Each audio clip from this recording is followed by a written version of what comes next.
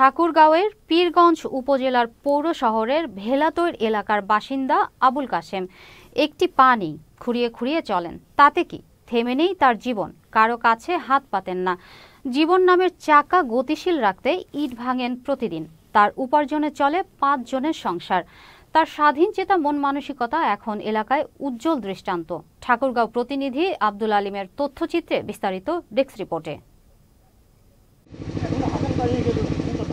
জন্মের কয়েক মাসের মধ্যে অগ্নিকাণ্ডের ঘটনায় ডান পা পড়ে যায় আবুল কাশেমের। পঙ্গু হয়ে যান তিনি। বয়স বাড়ার সাথে সাথে শুরু হয় তার জীবনযুদ্ধ। সঠিক সময়ে বিয়ে করেন তিনি। কারো কাছ থেকে নেন না সহায়তা।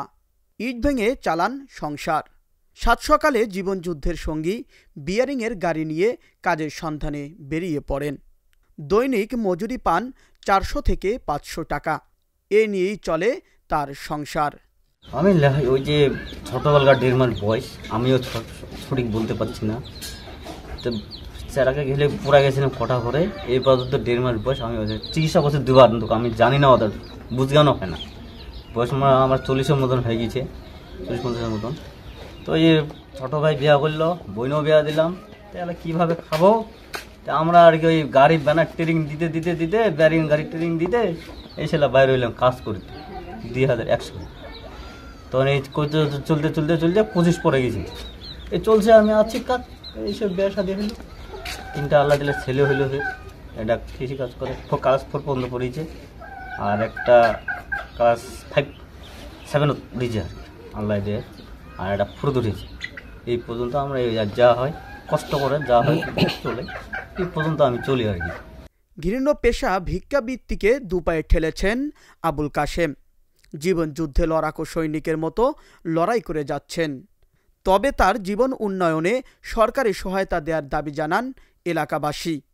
আমি যখন ছোটবেলা থেকে দেখে আসছি, কাশেম ভাই বিভিন্ন জায়গায় গিয়ে ইট ভাঙার কাজ করে, ইট ভাঙে, এবং কি যারা অল্প একটু কাজ করে তাদের জন্য বাসায় গিয়ে ইট ভাঙে, আবার ভাঙে টাকা নিয়ে তারপর উপার্জন করে তার ছোট সংসারটা চলে। তবে খুব অভাবনের মধ্যে সংসার চলে।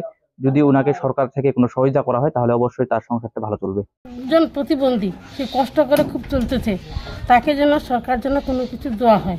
কাশিম দীর্ঘ 16-17 বছর থেকে খুব কষ্টের উপর আছে।